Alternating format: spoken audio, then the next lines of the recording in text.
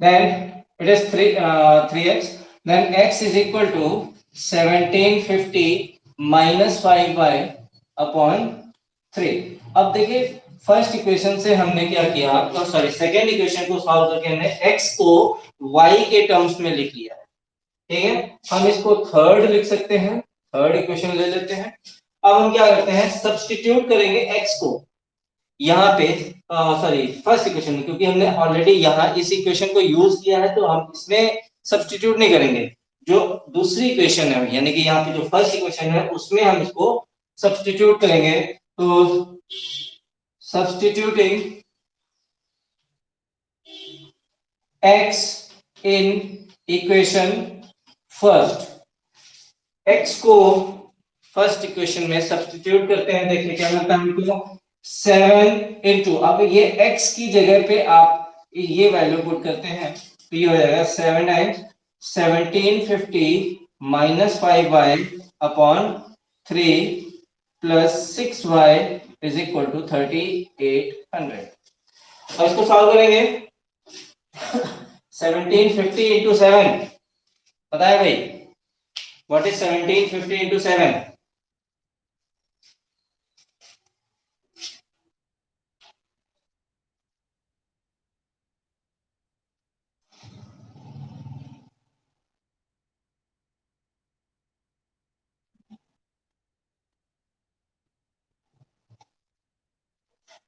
अब यहाँ पे हम एलसीएम भी ले लेते हैं साथ में, तो जाएगा प्लस 18y इक्वल टू 3800। ठीक है, अब 3 को हम राइट हैंड साइड में ले जाएंगे तो ये हो जाएगा 12250 minus 35 minus 18 is 17 y is equal to 38 into 3, 38 into 3 114 and double 0 11400। सही है।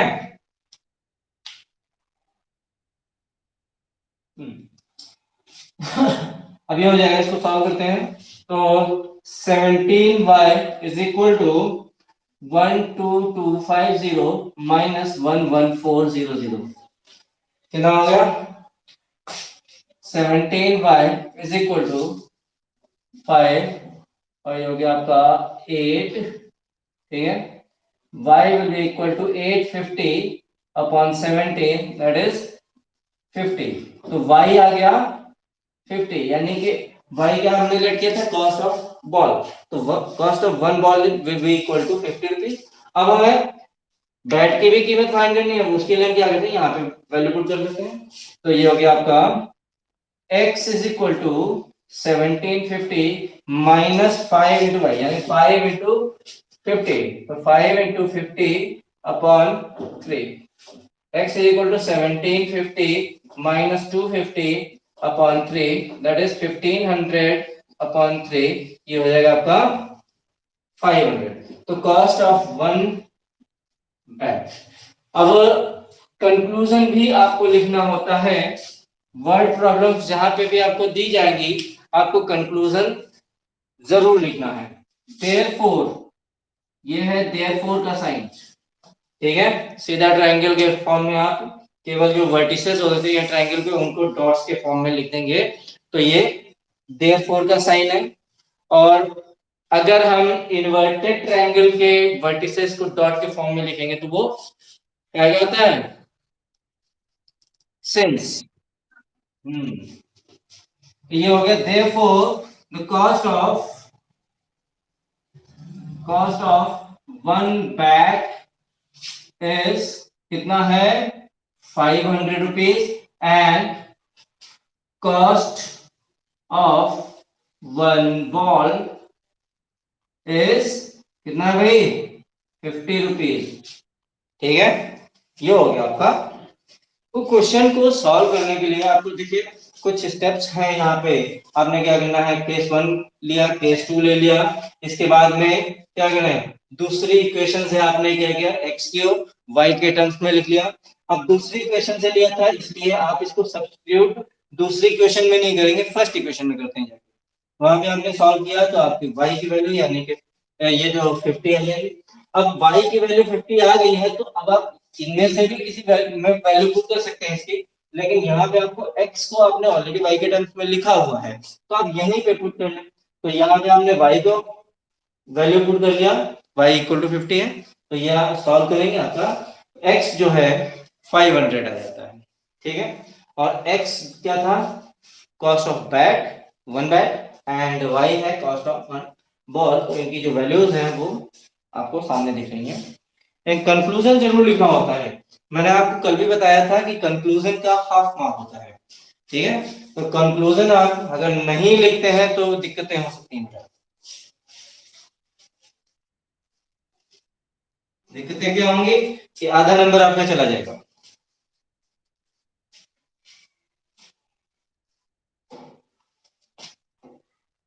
हो गया,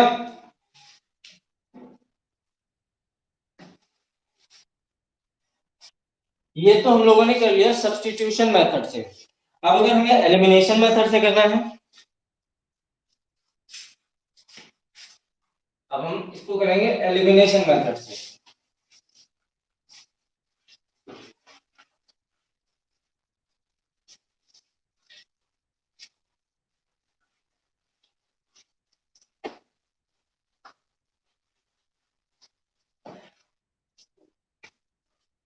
अब देखिए एलिमिनेशन मेथड से क्वेश्चन को सॉल्व करने के लिए आपको क्या चाहिए कि या तो हम x को एलिमिनेट करें या y को एलिमिनेट करें। एलिमिनेट करने का मतलब होता है निकाल देना, निष्कासित कर देना। तो निष्कासित करने के लिए क्या करेंगे, सब्ट्रैक्ट करेंगे, इसमें से इसको सब्ट्रैक्ट करें या इसमें से इसको करें। लेकिन आपको सब्ट्रैक्ट करें तो वो खत्म हो जाए बिल्कुल, उसके लिए क्या जरूरी है कि कोई भी अगर आपको x को एलिमिनेट करना है तो x के कोफिशिएंट इक्वल होने चाहिए। अगर आप y को एलिमिनेट करना चाहते हैं तो y के कोफिशिएंट्स इक्वल होने चाहिए। लेकिन आप यहाँ पे देख रहे हैं ना तो x के कोफिशिएंट्स दोनों में इक्वल है और ना ही y के कोफिशिएंट्स दोनों में इक्वल है। तो ऐसे केस में क्या करना होता है कि आप अगर, हाँ क्या करेंगे कि आपको मल्टीप्लाई करना पड़ेगा।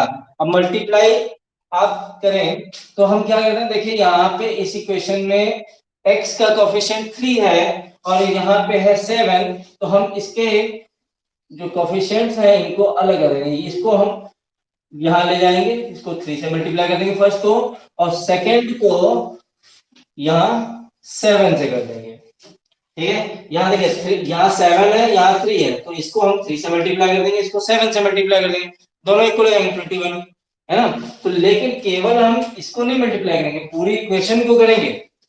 ये ध्यान रखिए, आप जब भी मल्टीप्लाई करते हैं पूरी इक्वेशन को करेंगे, अदरवाइज सारा क्वेश्चन गड़बड़ हो जाएगा। ठीक है, तो ये हो जाएगा 21x plus 18y is equal to कितना हो गया ये 11400। अभी हम लोगों ने मल्टीप्लाई किया था लास्ट मेथड में जो हम लोगों ने खेला। अब आप इसको कह सकते हैं, ये फर्स्ट थी, ये सेकंड थी, ये थर्ड इक्वेशन हो गई आपकी। अब इसको मल्टीप्लाई करेंगे, ये हो जाएगा 21x और plus 35y is equal to 1750 into 7। 1750 into 7 कितना हुआ था बताए दीदी? 12,250। ये हो गई आपकी फोर्थ इक्वेशन। अब क्या करना है, इस किसी में इसमें से इसको सब्ट्रैक्ट कर दें या इसमें से किसी को भी कर दें, कोई दिक्कत नहीं है। तो हम बोलते हैं सब्ट्रैक्ट, हम फोर्थ में से थर्ड को सब्ट्रैक्ट करते हैं। Subtract third from fourth. अब हो गया, ये हो गया 21x plus 35y equal to 12,250। ये 21x plus 18y equal to 11400। और क्या करना है, इसको सब्ट्रैक्ट कर लेना है, तो साइन चेंज हो जाएगी, ये आपका कैंसिल हो गया। यहां से बचा 17y इज इक्वल टू, यहां कितना बच रहा है 850 है ना। ठीक है, अब यहां से आपकी y की वैल्यू क्या आ जाएगी, 850 अपॉन 17 दैट इज 50, तो y हो गया 50। अब y 50 हो गया। अब आप किसी भी इक्वेशन में आप y की वैल्यू पुट कर लें और आपको x की वैल्यू ज्ञात हो जाएगी। ठीक है, मान लीजिए यहाँ पे आपने रखा है, ये हो गया 3x plus 5y equal to 1750 और y की वैल्यू है 50, तो 3x plus 5 into 50 is equal to 1750 and 3x is equal to 250, sorry 1750 minus 250, and 3x is equal to 1500, x is equal to 1500 divided by 3 that is 500, तो x आ गया आपका 500। अब ये दो वैल्यूज आपको x और y की वैल्यूज मिल गई हैं। अब आप अगला क्या काम है, वही कंक्लूजन आप फिर से वही लिखेंगे। ठीक है, क्रॉस मल्टीप्लाई जो मेथड है वो मैं यहाँ पे आपको बोलूंगा कि जब आपको इतने बड़े बड़े नंबर्स दिए गए हों तो क्रॉस मल्टीप्लिकेशन मेथड जब तक जरूरी ना हो आप उसको अप्लाई ना करें। ठीक है, क्यों नहीं करें, क्योंकि आपको जितने बड़े नंबर्स हैं वहां पे मल्टीप्लिकेशन में आपको टाइम ज्यादा कंज्यूम होगा। ठीक है, तो एक चीज का भी ये ध्यान रखना है कि आपको टाइम ज्यादा नहीं लगाना, कोई ऐसा मेथड यूज नहीं करना है जो ज्यादा टाइम टेकिंग हो। ठीक है,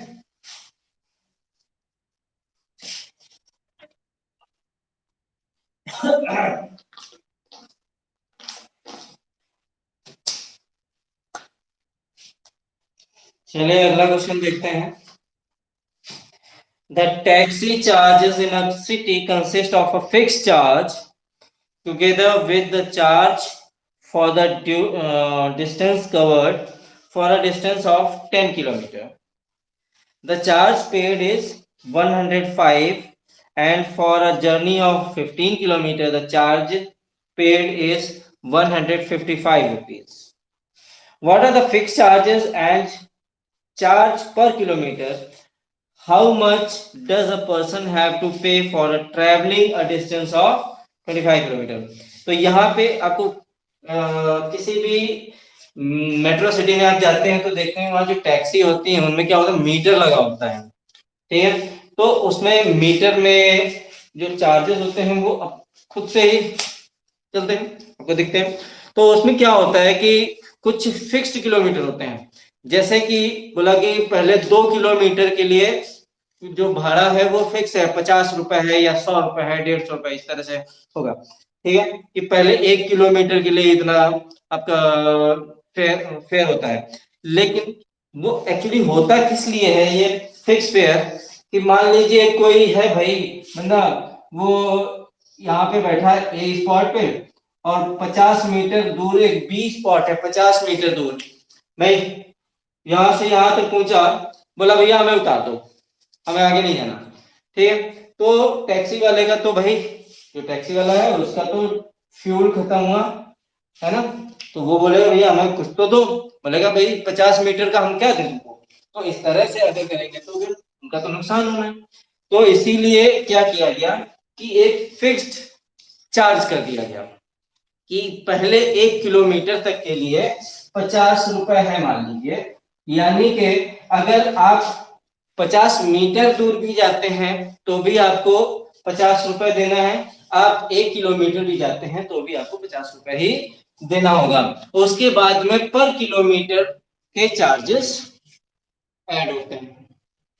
तो यहाँ पे क्वेश्चन देखेंगे कि जो टैक्सी चार्ज है किसी कंट्री, यहाँ पे 10 किलोमीटर के लिए अब बोला जाता है, क्वेश्चन बोल रहा है कि पहले कंडीशन में कि 10 किलोमीटर के लिए जो फेयर हुआ वो 105 रुपीज हुआ। ठीक है, और 15 किलोमीटर की जर्नी के लिए फेयर जो है वो 155 रुपीज हुआ। What are the fix charges and charges per kilometre? तो अब यहाँ पे आपको सपोज क्या करना है, लेट क्या करना है, मैंने अभी आपको बताया था आपको सपोज वही चीजें करनी है जो क्वेश्चन में पूछी गई हैं, ठीक है।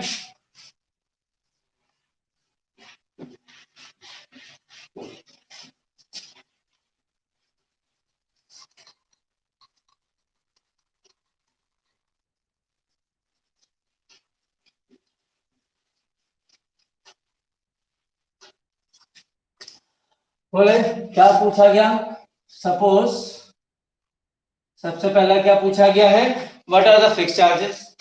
Suppose fixed charge is equal to x rupees, x rupees fix charge हो गया। फिर चार्ज पर किलोमीटर, उसके बाद में फिक्स चार्ज लगने के बाद में पर किलोमीटर चार्ज कितना है, वाई रुपीस, ठीक है।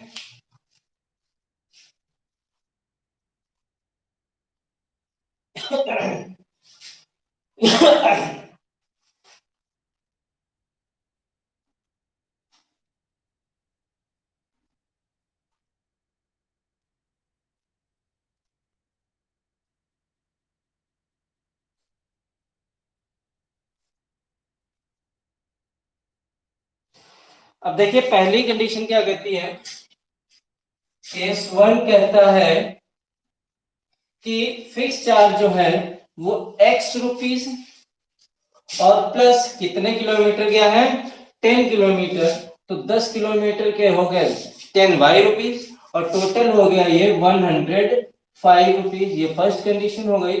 केस टू कहता है कि फिक्स चार्जेस है एक्स रुपीस और 15 किलोमीटर गया तो वाई के चार्ज लगेंगे, तो 15 वाई हो गया इक्वल टू 155 रुपीज हो गया टोटल चार्ज, ठीक है। ये फर्स्ट और सेकंड इक्वेशन होंगी।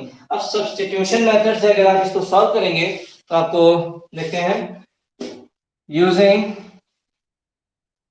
Substituting method. चलो यहाँ पे हम लिखते नहीं है क्या करना है, कौन सा मेथड लगाना है, सीधे से करेंगे।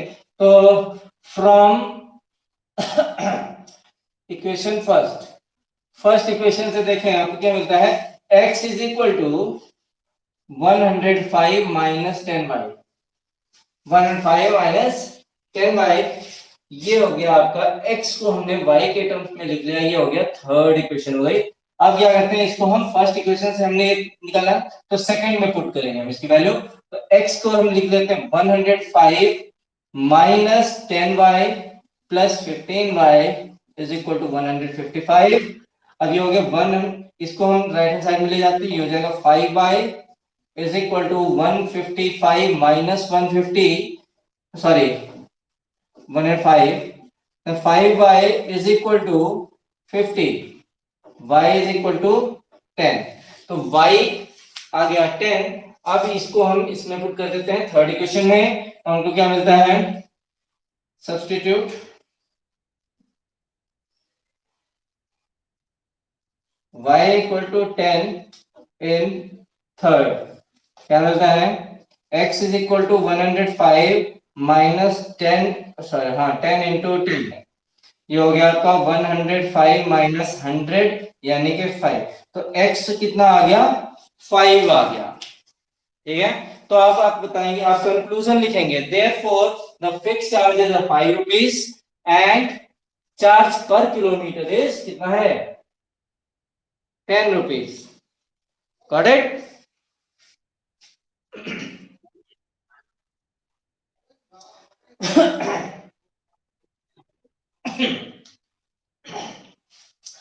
अब इसी क्वेश्चन को अगर आपको एलिमिनेशन मेथड से करना है तो बड़ी ही आसानी है, क्योंकि यहाँ पे आप देख रहे हैं x के जो कोफिशिएंट्स हैं वो इक्वल हैं, सेम है ना। तो आपको यहाँ पे मल्टीप्लाई करने की जरूरत ही नहीं है, आप सेकंड में से फर्स्ट को या फर्स्ट में से सेकंड को आप सब्ट्रैक्ट कर लेंगे। देखिए हम इधर साइड में लिख लेता हूँ मैं, ये दो इक्वेशन है आपकी, x plus 10y equal to 105 first equation है, और x plus 15y is equal to 155 ये सेकेंड इक्वेशन है। अब हम क्या करते हैं, इनको सब्ट्रैक्ट कर देते हैं, तो क्या गया अब सब्ट्रैक्ट करने के लिए क्या करते हैं, साइन चेंज कर लेंगे। ये तो कैंसिल हो गया, यहां से बचा -5y इज इक्वल टू, यहां से बचा -50। ठीक है, ये साइन चेंज कैंसिल हो गया, y is equal to 50/5 that is 10। ठीक है, ये 10 आ गया। देन अब इसको हम किसी भी एक इक्वेशन में वैल्यू पुट कर देंगे y की, तो x plus 10y equal to 105, इसमें हम वैल्यू पुट करते हैं, तो x plus 10 into 10 is equal to 105, then x equal to, ये हो गया 105 और minus 10 into 10 is 100, x is equal to 5 आ गया। ठीक है,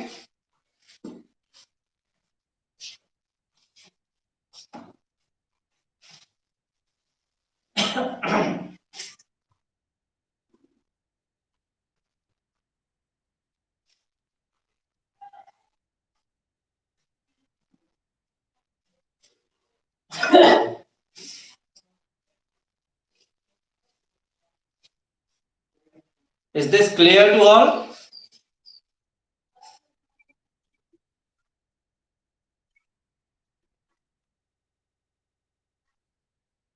हाँ, तो अभी वो भी डिस्कस करते हैं। अभी पहले तो हम लोगों ने ये फाइंड करना था ना कि फिक्स्ड चार्ज कितना है और चार्ज पर किलोमीटर चार्ज कितना है, ये आ गया। अब आपको बोला गया है कि 25 किलोमीटर के लिए क्या चार्ज होगा, है ना, तो 25 किलोमीटर के लिए चार्ज कितना होना चाहिए, चार्ज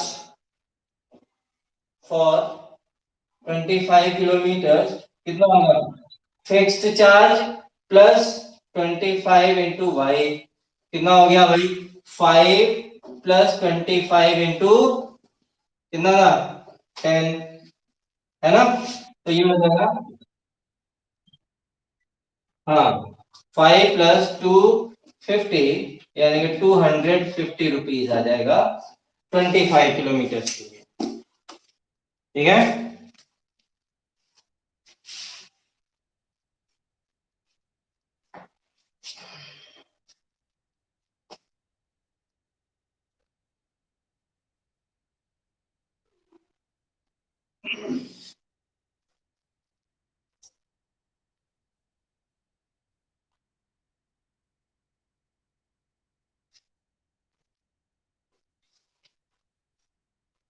अगला क्वेश्चन जो है ये फ्रैक्शन से रिलेटेड है, देखते हैं इसको।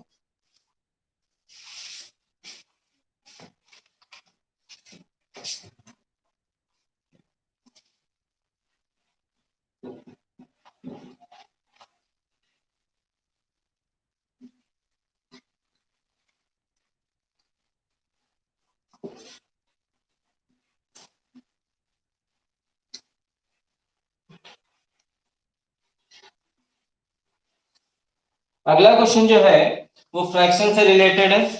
बोला है एक फ्रैक्शन बिकम्स 9/11, एक फ्रैक्शन है वो 9/11 हो जाता है इफ, कब हो जाता है, जब उसके न्यूमरेटर में 2 ऐड कर दिया जाता है, सॉरी, न्यूमरेटर और डिनोमिनेटर दोनों में 2 ऐड कर दिया जाता है। ठीक है, और अगर न्यूमरेटर में 3 ऐड कर दिया जाता है, सॉरी, न्यूमरेटर और डिनोमिनेटर दोनों में 3 ऐड कर दिया जाता है, तो वो 5/6 हो जाता है। आपको फ्रैक्शन फाइंड करना है। तो जो मैंने अभी बताया है, जो भी चीज आपको क्वेश्चन में पूछी जाती है, जो फाइंड करने को बताया जाता है, वही हम सपोज करते हैं। तो ये हो गया, suppose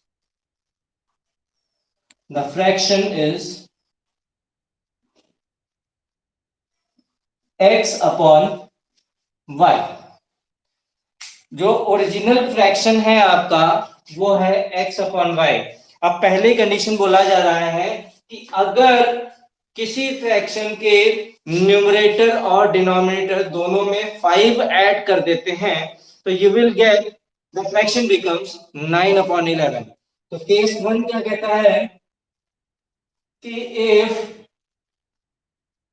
2 is added to both numerator and denominator, the fraction becomes 9/11।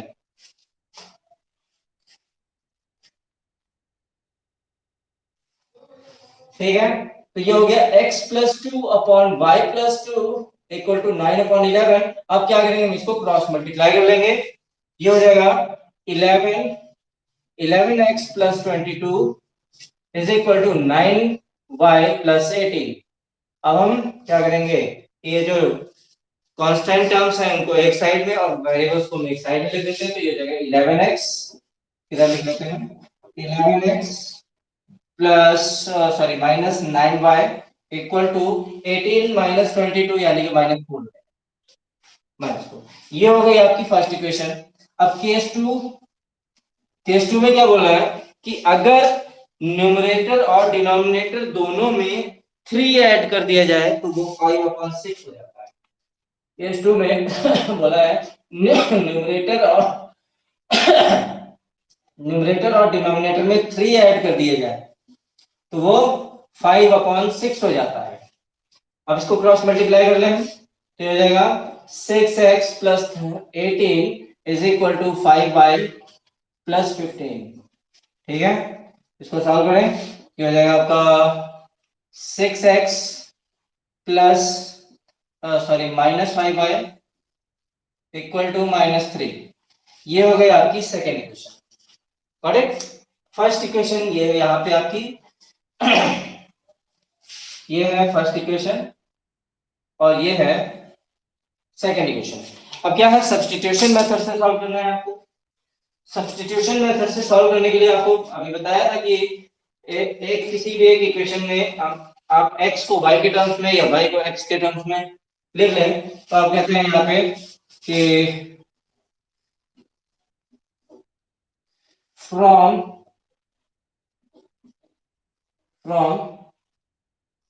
Second equation, from equation second what you get here, देखिए ये हो जाएगा आपका 6x इज इक्वल टू ये पाई बाई इधर ले आएंगे तो हो जाएगा 5y और -3।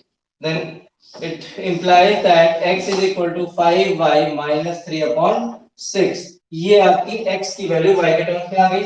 अब इसको आप फर्स्ट में पुट कर देंगे तो ये हो जाएगा 11 इंटू, अब x की वैल्यू है 5y minus 3 upon 6 और फिर बचा 9y इक्वल टू -4। इसको सॉल्व करें आपको y की वैल्यू मिल जाएगी।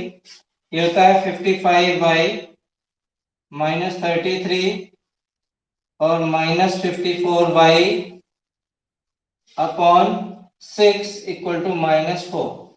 आप इसको भी मल्टीप्लाई कर लें उधर तो ये हो जाएगा -24। ठीक है, इसको सॉल्व करते हैं। देखिए यहाँ पे 55y -54y तो y हो गया ये इज इक्वल टू -24 ये है और ये इधर जाएगा प्लस का 33 हो जाएगा। ठीक है, तो y इज इक्वल टू कितना आ गया 9, y कितना आया 9 है ना। अब x की वैल्यू फाइंड करनी है तो x यहां से आप फाइंड कर लें, x is equal to 5y minus 3 upon 6। ये हो गया x is equal to 5 into 9 minus 3 upon 6 कितना है 45 माइनस 3 अपॉन 6। इसको सब्ट्रैक्ट, इसको सॉल्व करें तो 42 अपॉन 6 दैट इज 7। तो x की वैल्यू हो गई 7। अभी आपने x और y की वैल्यूज तो फाइंड कर ली हैं। अभी आपको फ्रैक्शन बताना था तो आप बोलेंगे therefore the fraction is क्या है 7/9। 7/9। अब देखें अगर आप न्यूमरेटर डिनोमिनेटर दोनों में 2 ऐड करें तो 7 प्लस 2 9, 9 प्लस 2 11 हो गया 9/11 है ना। अगर 3 ऐड करते हैं तो कितना हो जाता है 10 और 12। तो 10/12 को अगर आप सिंप्लीफाई करें तो क्या मिलता है 5/6 है ना।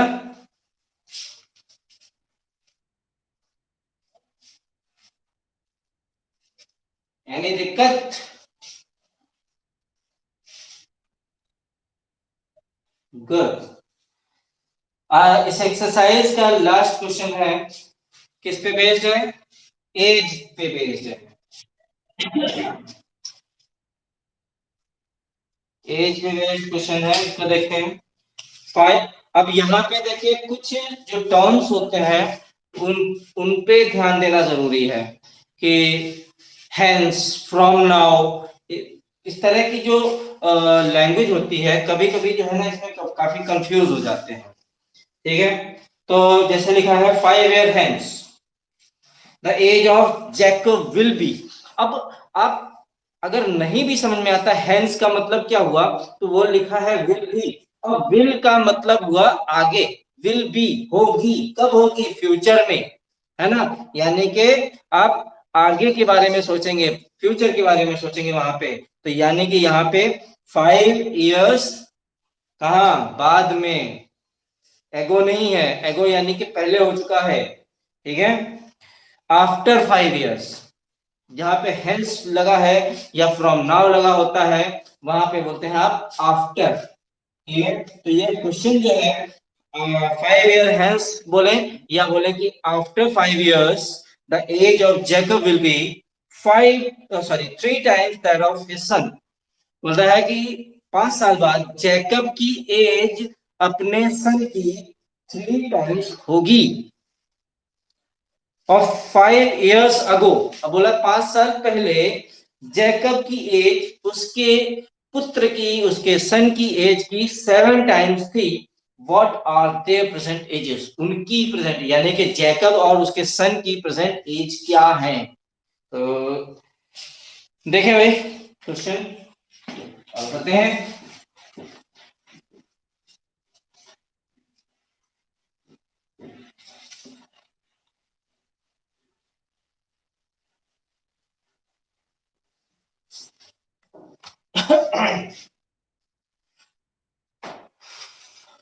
तो सपोज आपको क्या करना है, लेट जेकब्स एज, जेकब्स, अब याद रखिए कि जब कभी भी एज से रिलेटेड क्वेश्चन पूछा जाता है तो आपको हमेशा प्रेजेंट एज ही सपोज करनी होती है, प्रेजेंट एज को ही आप लेके चलेंगे। तो लेट जेकब्स प्रेजेंट एज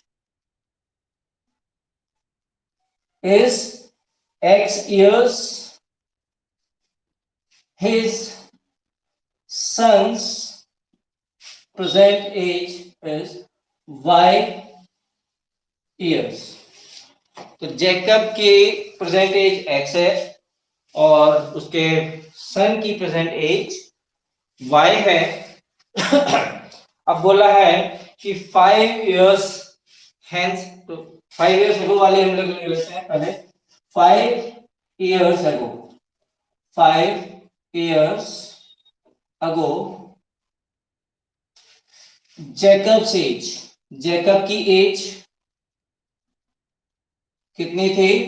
अब जो 5 साल पहले जैकब की एज क्या रही होगी, अगर जैकब की प्रेजेंट एज x है तो 5 साल पहले उसकी एज क्या थी, x-5। हम जब पास्ट की बात करते हैं तो हम एज को उतने एज में से उतने ईयर्स हम सब्ट्रैक्ट कर देते हैं, फ्यूचर की जब हम बात करेंगे तो उतने ही ईयर्स हम अपनी एज में ऐड कर लेते हैं। तो जेकब की एज 5 साल पहले कितनी थी, x-5 years। उसके सन की एज कितनी थी, y-5। हाँ, अब यहां पे कंडीशन क्या दी गई है कि 5 years अगो जैकब की एज सन की एज की 7 times थी। तो यहां पे केस क्या बनता है कि जैकब की age it was 7 times of the age of his son. ठीक है, जैकब की एज उसके,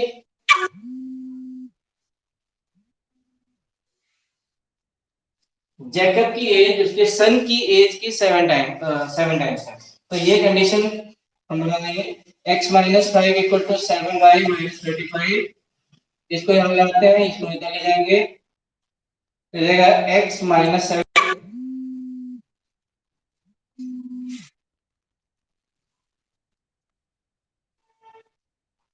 x-7y इज इक्वल टू -35 + 5। ठीक है, ये तो हो गया आपकी फर्स्ट, ये हो गया आपका -30, यानी कि x-7y इज इक्वल टू -30, ये एक इक्वेशन बन गई। अब इसी तरह से 5 years hence, 5 years hence या from now, Jacob's age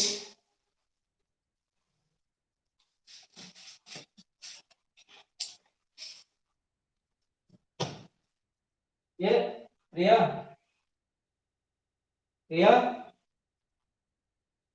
प्रिया कहाँ हो? अभिलाल के फोन पे फोन करके देखो क्यों फोन कर रहे हैं।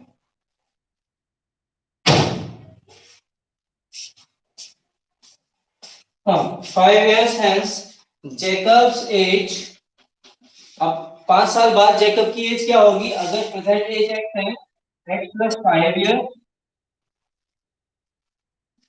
और उसके सन की एज क्या होगी? y + 5।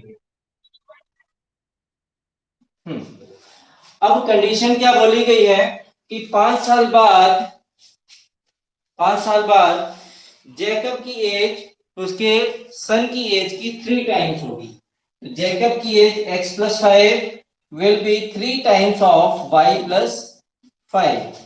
तो हो गया x + 5 = 3y + 15।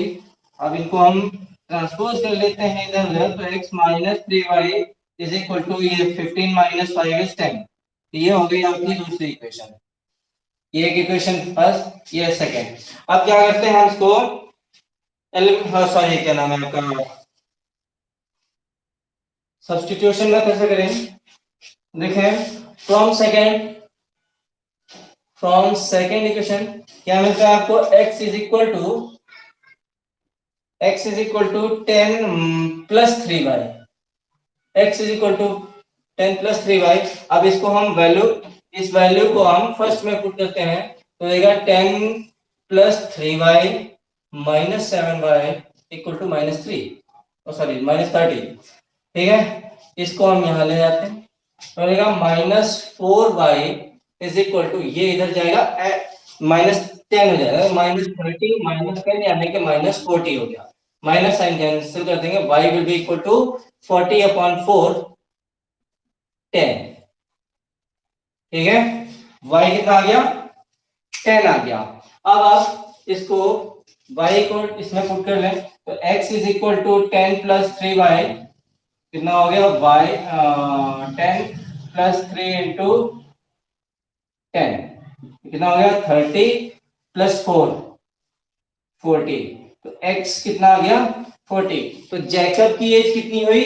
40 इयर्स, और उसके बेटे की उम्र कितनी है? 10 इयर्स। अब अगर आप देखें इनकी कंडीशंस जो है फुलफिल होती है कि नहीं?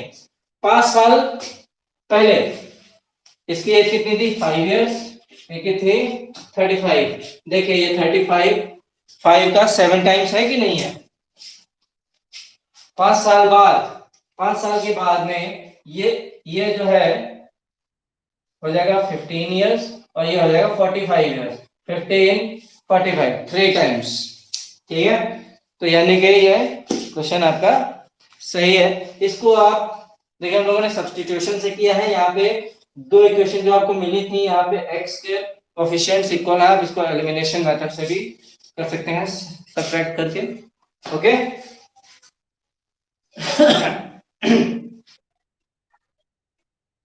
लिंक आ गई है? चलिए ठीक है, ओके, बाय बाय, जय Gurudev to all of you.